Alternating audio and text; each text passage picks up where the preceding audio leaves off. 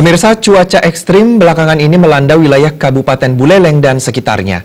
Gelombang tinggi dan angin kencang membuat aktivitas para nelayan di Buleleng tidak melaut selama hampir 2 minggu.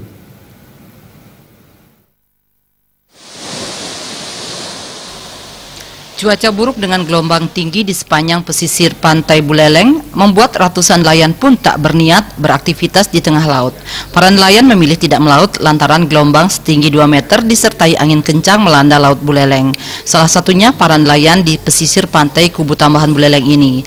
Para nelayan memilih tidak melaut dan mulai mengevakuasi alat tangkapnya berupa perahu dan jaring ke daratan.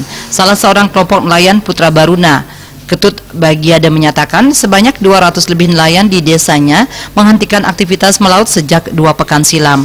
Para nelayan lebih memilih keselamatan mereka dibandingkan dengan berlayar di tengah laut.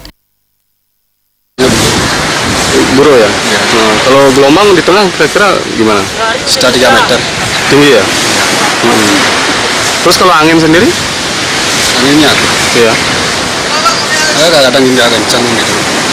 Kira-kira udah 2 minggu nggak ada laut. Nggak melaut? Iya. Ini ke depan berapa hari lagi nggak bisa melaut?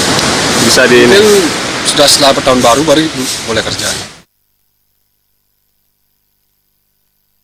Kini para nelayan ini memilih beralih profesi sebagai buruh bangunan untuk memenuhi kebutuhan sehari-hari mereka. Para nelayan juga mengaku cuaca buruk seperti ini diperkirakan akan terjadi hingga tahun baru nanti. Komang Yuda, Bali TV.